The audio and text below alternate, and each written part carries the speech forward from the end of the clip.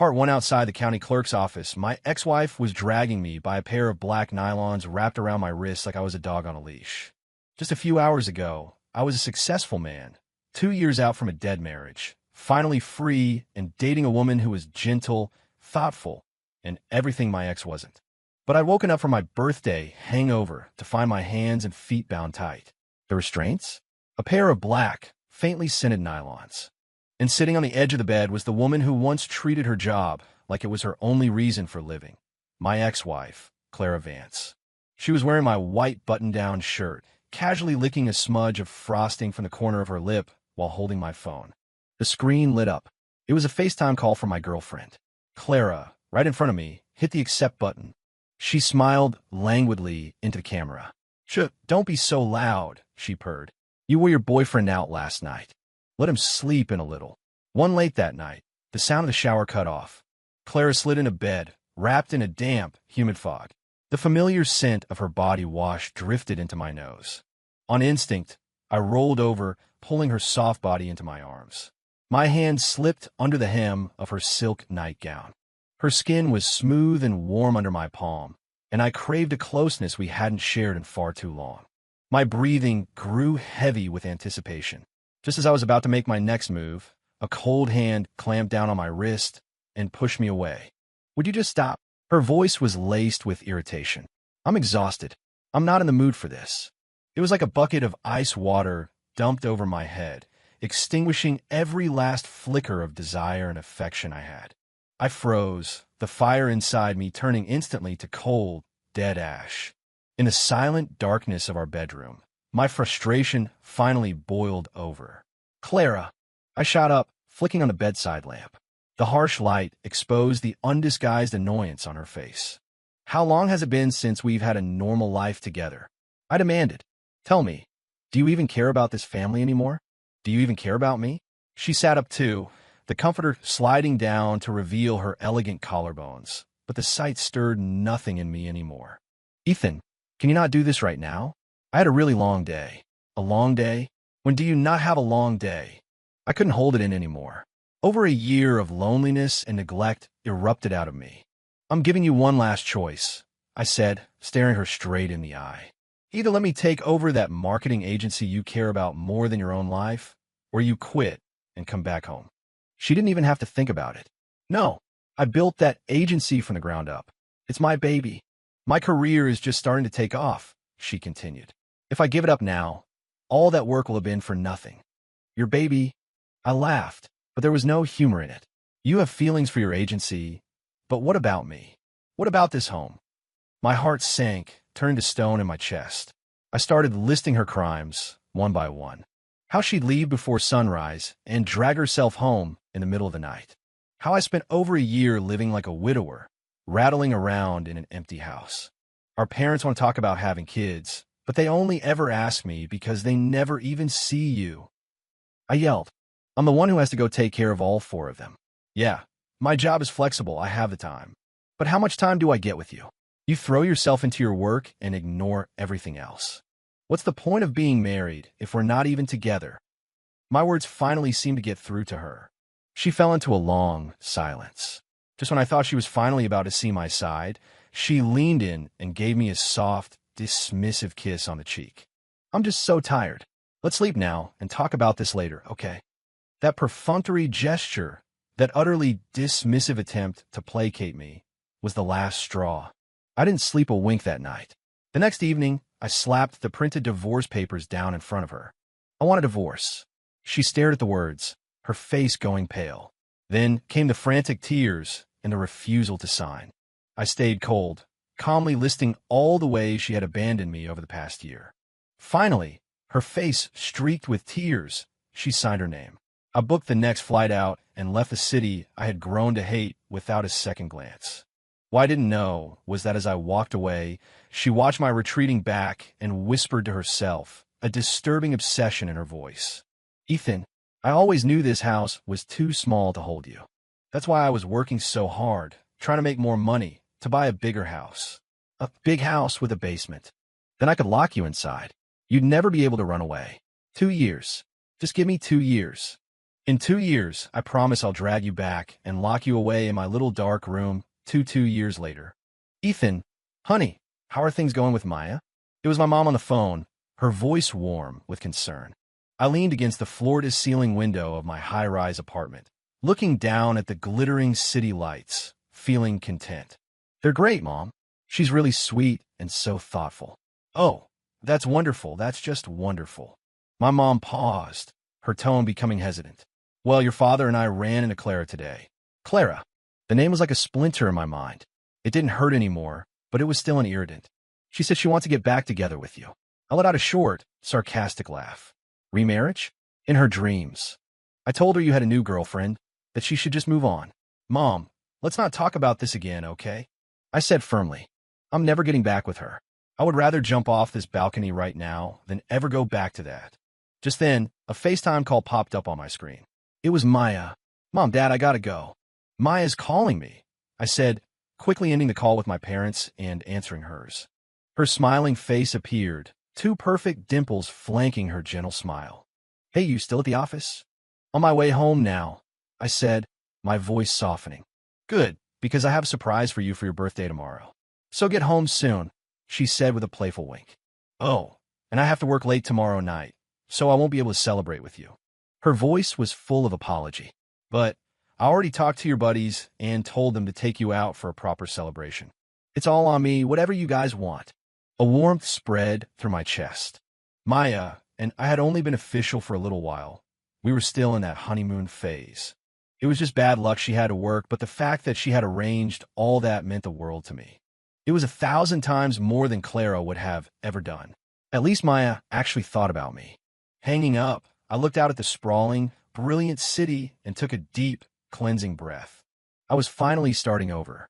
I was completely free of Clara Vance, that woman so obsessed with her career she was twisted, a psycho who thought marriage was just a way to chain me down, so I could never leave. The night of my birthday, my friends and I hit a downtown bar and had a blast. They sang, gave me presents, and the vibe was perfect. I got completely wasted. I don't even remember how I got home, just a vague memory of one of my friends helping me up to my apartment. The next morning, I woke up to a splitting headache. The hangover had left my limbs feeling like lead. I tried to move my hands and feet, but they were pulled taut, restrained. What the hell? I forced my eyes open. To my horror, I was tied to my own bed.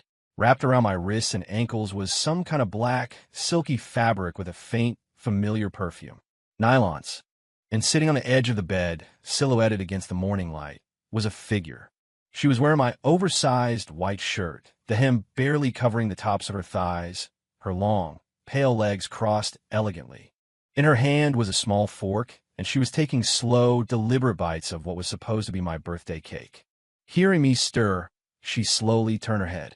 A face I thought I would never see again, exquisite and coolly beautiful, broke into a smile. A fleck of white frosting dotted her red lips. Happy birthday, husband. It was Clara. How did she get in here? Clara, are you insane? 3, how did you get in my apartment? I struggled, and the nylons bit into my skin, a sharp burning pain in my wrists and ankles.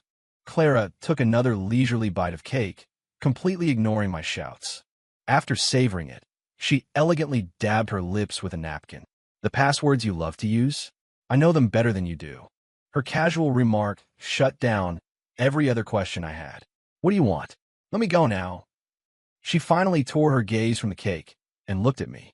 Her eyes held a disturbing mix of obsession and unquestionable authority. She pulled off one of her nylons, stuffed it into my mouth, and then picked up my phone. I watched, helpless, as she unlocked it with a practiced ease. The screen lit up, my wallpaper a recent, happy photo of me and Maya.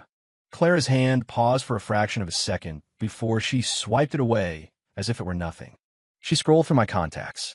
Soon she found it. Maya. My heart hammered against my ribs. Don't you dare. I tried to yell. She shot me a twisted, triumphant smile. Then, right in front of me, she hit the call button and put on speaker. Ring, ring. Each tone was like a hammer blow to my chest. I thrashed wildly, drenched in a cold sweat, but it was useless. The call connected. Maya's soft, sleepy voice came clearly through the speaker. Hey, honey, you're up already? Did you sleep okay last night? I opened my mouth to shout, to explain, to scream for help. But Clara was faster. She deliberately stuck out her tongue, licking away the last bit of frosting from her lip with a soft, suggestive sound. Then, in a lazy, satisfied tone, she cooed into the phone. He's still sleeping. He had a very long night. Boom! My mind went completely blank. On the other end of the line, there was a dead, crushing silence. After a few seconds, Maya's voice came back, laced with disbelief. Who is this? Is Ethan there with you? Maya, don't listen to her. She's crazy. Help me.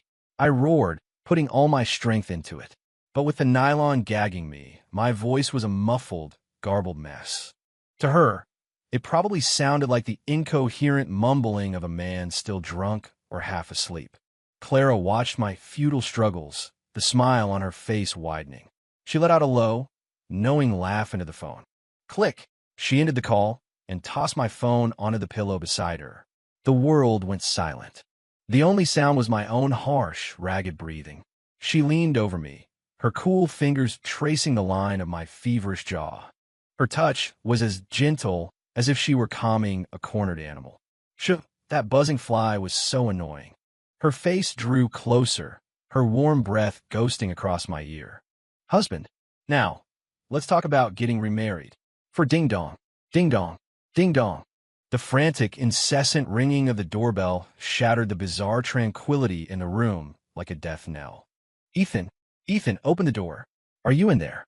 It was Maya's voice, choked with tears and frantic with urgency. She was here. A spark of hope ignited in my chest. You're finished now, Clara. Maya's here. Let me go. But Clara wasn't the least bit flustered. She stood up slowly, adjusted my white shirt she was wearing, tugging the collar open a little wider to expose more of her pale skin and delicate collarbones. Then she leaned down and forcefully sucked on my neck and jawline, leaving a trail of angry red marks. The faint pain was disturbingly pleasant. After marking up my face and arms, she bit my neck hard enough to leave teeth marks, a silver thread of saliva connecting us for a moment. Before heading to the door, Clara deliberately loosened the nylons binding me, making them look less like restraints and more like some kinky, consensual prop. She shot me a seductive smile, then walked elegantly to the door. The moment it opened, Maya burst in. When she saw me on the bed, tied at the hands and feet with black nylons, and Clara standing beside me in my shirt like she owned the place, the color drained from her face. Ethan, what is going on? Her voice trembled. Her eyes snapped to Clara, and raw fury instantly replaced her shock. You! Who the hell are you? You shameless bitch! She screamed, pointing a shaking finger at Clara. As she yelled, she noticed something. What is that on your mouth? Clara looked as if she'd just been told the funniest joke in the world. She stuck out her red tongue and, right in front of Maya, licked away the tiny, drying white smudge from the corner of her lips. She smiled, every word a poison-tipped needle. Oh, it's Ethan's. Seeing the blood drain from Maya's face, she added with faux innocence. I mean, it's from Ethan's birthday cake. It's just frosting. Don't get the wrong idea. Saying that, of course, did the exact opposite. Maya was shaking with rage. She ignored Clara and turned on me, tears streaming down her face like a broken dam. Ethan, you explain this to me right now. Who is she? What did you two do last night? I shook my head frantically, muffled MMPH sounds escaping the gag, trying desperately to explain. Clara calmly stepped between us, as if enjoying the show. She pulled a checkbook and a pen from her designer handbag. With a few quick strokes, she wrote out a number, tore out the check, and held it out to Maya. Here, take this and go, she said, her tone dripping with condescension, as if she were shooing away a stray dog. And stay away from my husband. Husband? Maya reacted like a cat whose tail had been stepped on. When did he become your husband? Ethan, say something. Explain yourself. She tried to get around Clara to confront me. But at that moment, not only were my hands and feet tied, but my mouth was still stuffed with a black nylon. All I could manage were desperate, muffled groans. Clara let out a soft laugh, clearly satisfied with our reactions. She unhurriedly reached into her bag again and pulled out a small, red booklet. She slowly opened it in front of Maya. The brilliant red was as shocking as blood. Inside was a photo of me and Clara, along with the official embossed seal of the county clerk. It was our marriage certificate. Maya stood frozen. She stared at the photo and the seal, whispering, You're actually married? The gag in my mouth felt like it was choking me. I was frantic, tears welling in my eyes. I shook my head violently, trying to communicate through muffled sounds. MMPH, MMPH. We're divorced. Of course, Maya couldn't understand a word. But Clara spoke, her voice quiet but every word a fatal blow. That's right. She even placed a hand on her flat stomach, a bashful look on her face. And I'm pregnant. He still runs around hitting on other women. If you think about it, I'm the real victim here. Pregnant, those two words were the final, crushing blow. Maya completely broke down. She looked like she'd been made the butt of some cruel, cosmic joke. The shameless other woman who had no idea she was wrecking a home. She lunged toward the bed, raised her hand, and with all her might, slapped me across the face. Smack! The sound was sharp and loud. My cheek burned, but my heart hurt more. You scumbag, she sobbed, her voice shrill with betrayal. You're married, and you still came after me. You're disgusting. She had it all wrong. She thought we were still married. After her furious declaration, she turned and ran, crying. I struggled and yelled through the gag, but she never looked back. The front door slammed shut, and the world was once again plunged into a dead silence. The moment Maya was gone, Clara finally took pity on me and pulled a nylon from my mouth. Fresh air filled my lungs, but I felt no relief. A toxic rage was coiled in my chest, threatening to burn me up from the inside. Maya! Maya! I shouted uselessly after her. I wasn't lying. We were married, but we got divorced. My voice echoed in the empty hallway, sounding pathetic and weak. Maya, who had just reached the turn in the stairwell, paused for a second. She didn't turn around, but she yelled back with all the strength she had left. That still makes you a scumbag. You never even told me you were divorced. And with that, she was gone. It was over. Everything was over.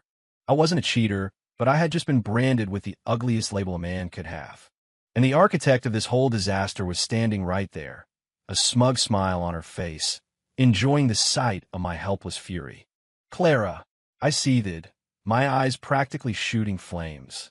She sauntered over and sat on the edge of the bed. She reached out, cupping my face in her hands, and examined the bright red handprint on my cheek.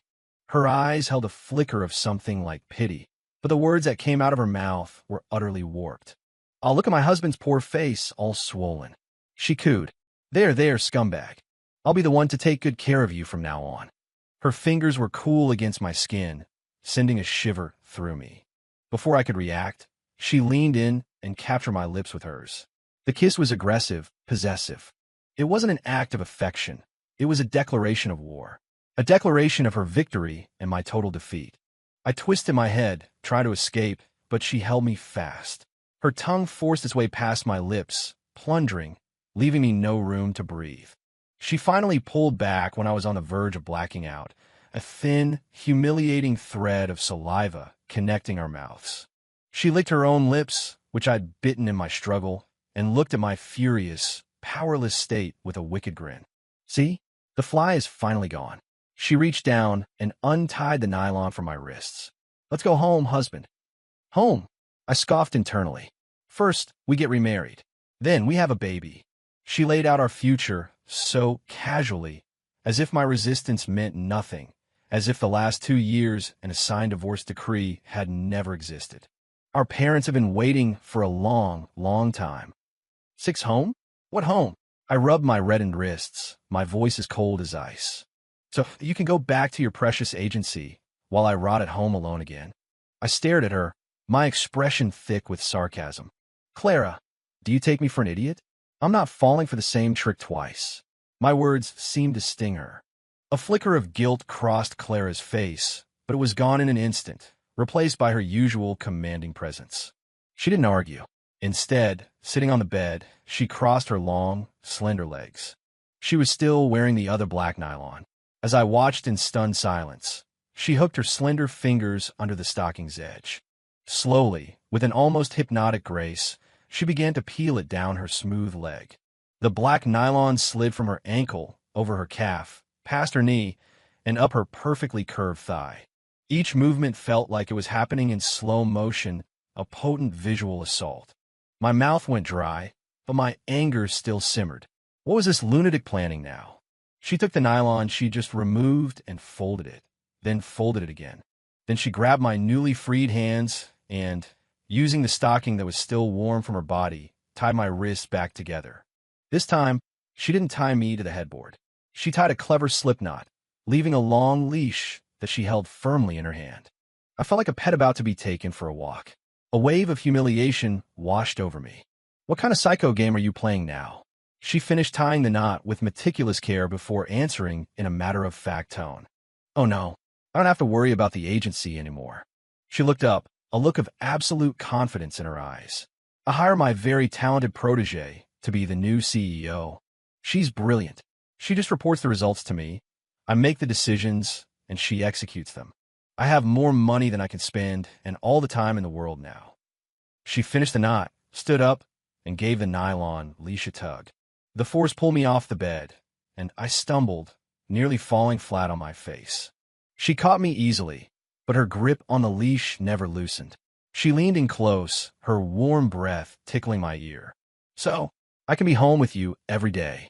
Her voice dropped to a husky, suggestive whisper. And we can thoroughly explore the wonders of human anatomy. After all, she added, our parents are getting impatient for a grandchild. Her blunt, shameless words left me utterly speechless. I was a prisoner, led by a thin piece of black nylon, being dragged toward the door. 7. The red sign of the county clerk's office was blinding. I dug in my heels like a stubborn mule, gripping the doorframe, refusing to go inside. Clara, I'm warning you. This is kidnapping. It's a felony, I hissed, making my last pathetic stand. People coming and going were staring, pointing, and whispering. A man being led by a beautiful woman on a leash made of black nylons was, admittedly, a hell of a sight. Clara was completely unfazed by the attention. She even smiled at a few gawkers. Then, she leaned in and whispered so only I could hear. Keep making a scene. Her voice was soft and gentle, but the thread underneath was chilling. I swear, I will drop to the ground right here, hug your legs, and start screaming that you're assaulting me.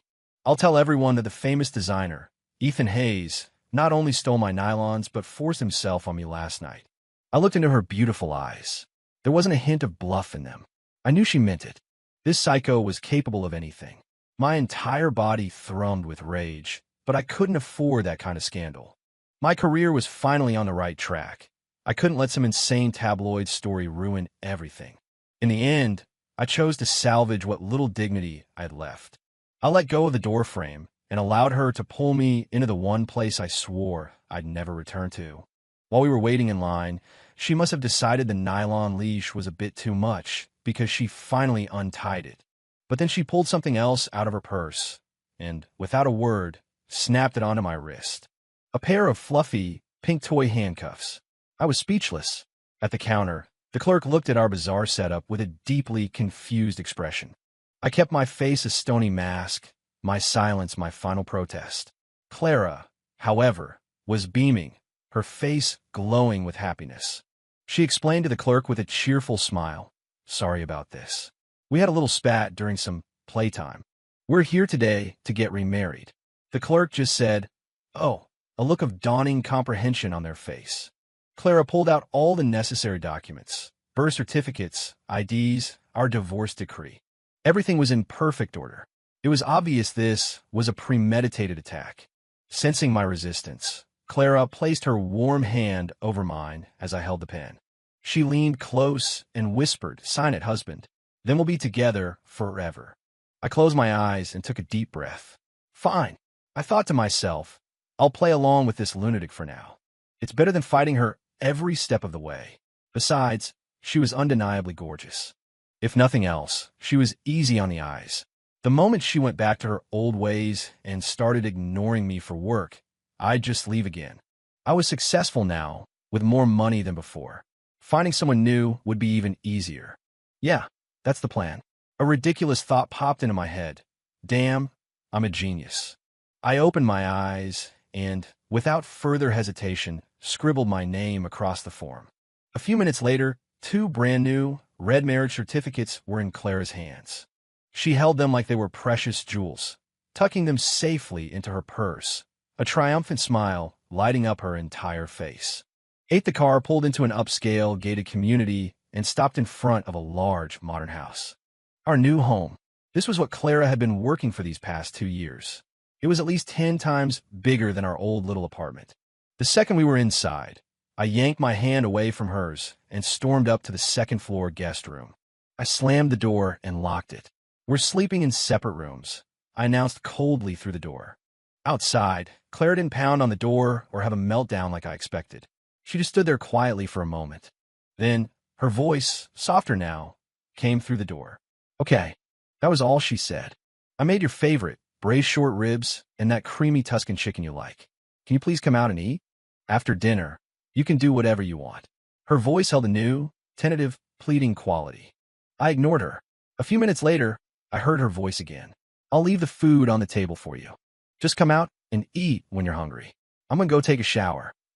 I leaned against the door, listening to her footsteps fade away, my mind filled with suspicion. What was her game? Was this some kind of reverse psychology? I decided to wait her out. I'd see how long she could keep up this act. Half an hour later, my stomach was growling, and my pride finally gave in. I opened the door. On the dining table was a spread of 4 dishes and a soup, all my favorites, all still steaming. I sat down and began to eat in silence. The food was incredible, even better than how I remember my mom making it. When did she learn how to cook? She used to act like the kitchen was a foreign country. As I was eating, Clara came downstairs wearing a purple silk nightgown. The thin fabric clung to her curves, and the V-neck dipped low, revealing the elegant line of her collarbones and the shadow of her cleavage. Her hair was damp, and her face was free of makeup, making her look more beautiful than ever. She didn't sit across from me. Instead, she pulled up the chair right next to mine and started putting food on my plate. "Eat more, you've gotten so thin. How's the chicken? I got the recipe from your mom. And the soup? I let it simmer all afternoon." She was the picture of a doting wife, attentive, gentle, and caring. She was a complete stranger from the woman who, a year ago, barely ever came home and treated me with cold indifference. I scoffed internally but kept my face impassive and continued eating. Later that night, after I showered, I was lying in the guest bed, ready for sleep. The door creaked open. Clara came in carrying a glass of milk. She set it on a nightstand, then casually lifted the corner of the duvet and slid into bed next to me. The purple silk shimmered in the soft light, and her scent filled the air around me. She moved closer, clearly intending to fulfill her so-called wifely duties. But an idea sparked in my mind. I lay perfectly still on my back. As she leaned over me, I spoke, my voice flat and cold. "Would you just stop? I am exhausted. I'm not in a mood for this." I threw her own word from a year ago right back in her face, word for word. But my inner monologue was something else entirely. Damn, when did she figure this out? That purple nightgown is seriously doing things for me. And she's my legal wife now, which makes it even hotter. I expected her to explode, or at least get angry, just like I had. But she didn't. Her body went rigid beside me. I could feel the tension instantly. The room was deathly quiet. She didn't leave, and she didn't lash out. She just lay down flat on her back, and then, after a moment, she rolled on her side and gently, carefully, wrapped her arms around me from behind. Her arm circled my waist, and she pressed her cheek against my back. "I'm sorry." Her voice was thick and muffled, spoken so softly it sounded like she was talking in her sleep. "I was wrong before. If you don't want to, we won't." She tightened her arms, holding me closer. "I'll just stay here with you." Then, as if a new thought occurred to her, she leaned in and whispered playfully into my ear, "But if you can't resist, all you have to do is roll over and rub my stomach. I'll know what to do then." Now the next day was Saturday. I assumed Clara would spend the weekend glued to her work like she always used to. But she didn't. She was up early to make a huge breakfast, and then she excitedly started planning our day. "Let's go shopping. We can get you some new clothes. Or we could see a movie. There's a new sci-fi blockbuster out. Oh, you always used to say you want to go to the coast. Let's go today." Watching her, so animated and happy, I felt a strange sense of dislocation. Just as we were about to head out, her phone rang, the sharp ringtone shattering the momentary peace. She pulled it out and glanced at the screen. Her brow furrowed. The caller ID read, Young Protege. She answered the call and put on speaker. Clara, it's a disaster. There's an emergency at the firm.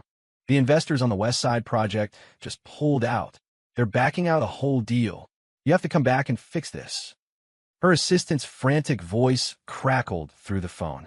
I crossed my arms, watching her, waiting for the inevitable performance. I even threw in a sarcastic comment for good measure. Go on, go on. Don't worry about me. Your work is what's most important. My voice dripped with mock sympathy. It's not like this is the first time. I'm used to it by now. Career or husband. She would always choose her career. Clara heard me, and her eyes met mine, a complex emotion swimming in their depths. She didn't hang up, but she also didn't agree to go back. Instead, she spoke into the phone and in less than 5 minutes, remotely took control of the entire crisis, issuing clear, concise commands. First, keep them calm. Tell them we're prepared to increase our investment to show them we're serious. Have legal draft a backup contract immediately. I want tech to send over the latest data models. And have PR prepare a press release. If the deal falls through, I want to minimize the fallout instantly. Her voice was calm, decisive, radiating the authority of a seasoned leader. But what truly shocked me was the last thing she said to her young CEO. Handle it exactly as I've laid out. And unless the world is ending, do not call me again today. I'm spending the day with my family. If we lose the money, we lose the money. I don't care. And with that, before her protege could even respond, she decisively turned her phone off. Not silenced. Off. She tossed it into her purse, turned to me, and broke into a brilliant smile. Let's go. We're going to see the ocean. You always said you want to walk on the beach with me. Remember? I just stood there, stunned. Looking at the smile on her face, I felt something shift inside my chest, like a heavy door had just been knocked off its hinges. We spent the entire afternoon at the coast. As the sun began to set, its golden rays scattered across the shimmering water. The sea breeze whipped through Clara's long hair. She came up behind me and wrapped her arms around my waist, resting her cheek against my back. Ethan, I'm so sorry. Her voice was almost carried away by the wind. I used to think that if I was successful, I could give you the best life, that it was the only way to keep you. I was so wrong. You wanted a career too, and I shouldn't have been the one to trap you at home, making you deal with all our family drama and our parents' expectations. I sighed, patting the hand she had wrapped around my waist. It's okay, I said softly. You're making up for it now. She nuzzled against my back like a contented cat. Then I thought I heard her whisper something else, so faintly I wasn't sure I heard it right. Money can be made any time. I shouldn't have kept you at home. I should have saved up enough to lock you in a basement so you could never, ever leave my sight again. The sound was too low, lost in the waves. What did you say about a basement? I asked. Clara's body went stiff. A basement? What basement? She said quickly, shaking her head. I said, since we're at the beach, we should go buy me a bikini to try on. Her cheeks were slightly flushed. She didn't seem to be lying. Listening to the crash of the waves, feeling the warmth of her body and the sincerity in her voice, my heart began to thaw. The next few months were genuinely, blissfully happy. Clara was like a different person. She was no longer the high-powered, workaholic CEO, but a doting wife who loved to cuddle, who was endearingly clingy, and who had learned to cook just for me. Every day when I came home from work, I'd find her in the kitchen. When I cooked, she would wrap her arms around my waist from behind like a giant koala, bury her face in my back, and complain about how hungry she was. Sometimes I'd tease her, threatening to go inspect her old office. She would immediately get nervous, holding up 3 fingers and swearing she was a devoted homemaker now and that her protege had everything under control. Her cute, flustered expression always made me laugh. I savored the feeling of being needed and wanted by her. It gave me a sense of security and warmth I had never felt before. And she, in turn, seemed to find happiness in changing for me, in taking care of me. Our bond became stronger than it ever was before the divorce, even more so than when we were first in love. The old resentment and distance had completely evaporated in the gentle routine of our new life. Until one morning, I was in the kitchen making breakfast when I heard the sound of retching from the bathroom. What's wrong? Did you eat something bad? I pushed the door open and saw Clara with her back to me, leaning over the sink. She heard my voice and slowly turned around. In her hand was a white pregnancy test. On it were two clear, unmistakable pink lines. She looked at me, her eyes brimming with tears, a strange, laughing, crying expression on her face. Her voice trembled with what sounded like relief. "Husband," she said, "mission accomplished. Now you have to believe that I've changed for good, right? And our parents finally got what they wanted. They'll definitely stop pressuring you now. So you can just stay here with me, forever, okay?" I stared at the two lines, my mind completely blank. A few seconds later, an immense, indescribable wave of joy crashed over me. I was going to be a dad. This is amazing. I swept her up into my arms, spinning her around in excitement. "We're having a baby. I'm going to be a dad." Clara laughed, dizzy, patting my shoulder. "Hey, put me down. Stop spinning. You're making me sick." She protectively covered her stomach with her hands, warning me with mock seriousness. "If you get dizzy and drop me, and something happens to the baby, you'll be the one suffering." That sobered me up instantly. I carefully set her down, so nervous I didn't know what to do with my hands. Right. My precious wife. You're priceless now. No more dangerous activities." I knelt, lifted the hem of her nightgown, and pressed my ear against her still flat stomach, trying to hear something. She laughed at my antics and gently pressed my head against her belly. "You won't hear anything yet," she said softly. "The only thing you can hear right now is my stomach growling because I'm hungry." I shot to my feet like I'd just received a royal decree. "Roger that, my queen. Breakfast is on the way." When our parents found out, they were ecstatic. Clara was immediately elevated to the status of a national treasure in both families. A constant stream of health foods and supplements started arriving at our house daily, and I doted on her endlessly, treating her like she was made of the most delicate glass. 11 by the time Clara was 5 months pregnant. Her baby bump was beautifully round. I took her to the mall to buy some maternity clothes. She held my arm, and I hovered protectively beside her. We were so obviously happy and in love that other shoppers couldn't help but smile at us. But then, of course, fate had to throw a wrench in the works. As we walked into a maternity store, we came face to face with the last person on earth I wanted to see. Maya. She was still as beautiful as ever. Her eyes landed on me, then on Clara's pregnant belly beside me, and finally on the unfiltered joy on my face.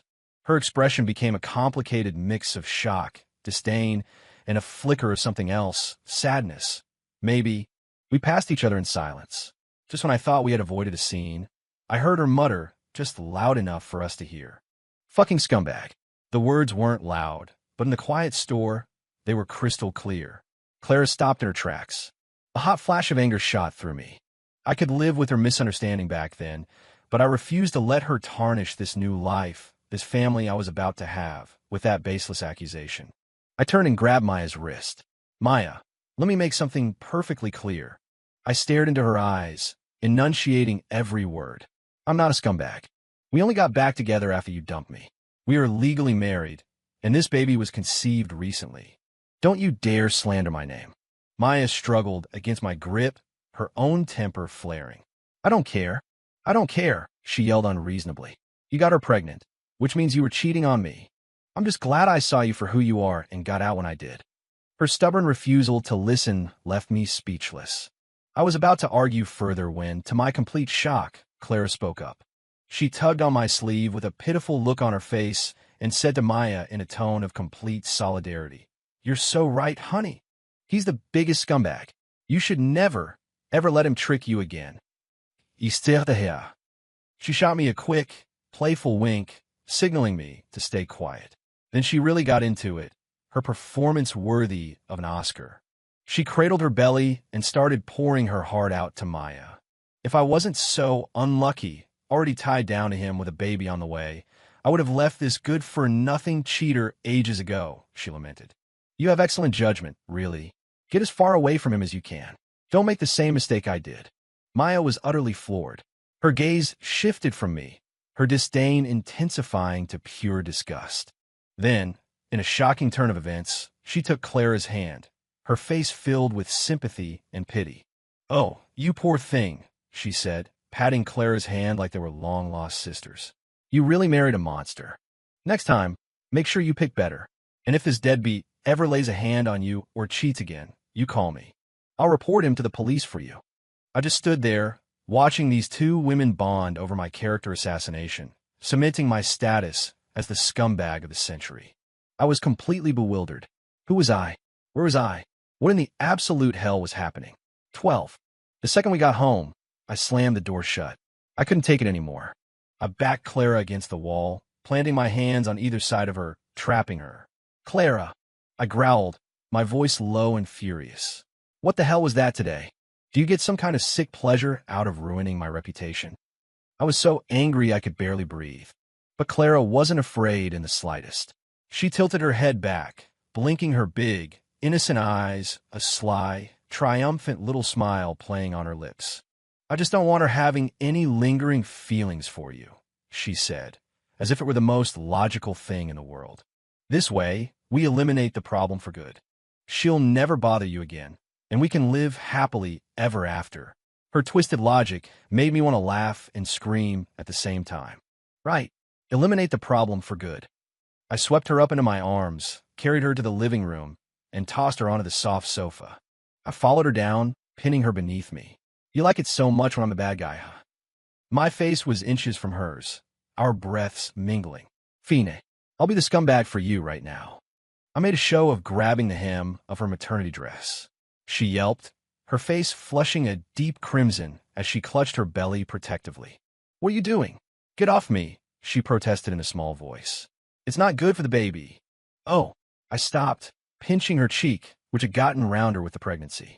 I kept my expression stern. Now you're worried about the baby? I leaned in, my lips brushing her ear. What about a few hours ago, when you were publicly crowning me scumbag of the century? Did you think about the baby then? Did you think about how his dad is going to be pointed at on the street? How he'll be so embarrassed at school, in front of his friends? His classmates will all whisper, "Look, that's the son of that giant scumbag." Clara knew she was in the wrong. Her defiant attitude melted away. She wrapped her arms around my neck and planted a loud, wet kiss on my cheek. Then, using that impossibly soft, sweet voice she knew I couldn't resist, she started to plead. Honey, I'm sorry. She wriggled beneath me like a kitten asking for forgiveness. How about this? After the baby is born, you can be a scumbag to me all you want. You can punish me properly, okay? After saying that, she buried her face shyly in the crook of my neck. In that instant, all my anger evaporated into thin air. This infuriating, irresistible woman. What else could I do? I was completely wrapped around her little finger. My heart, which had been hardened by years of frustration, was now hopelessly, completely soft. End of novel.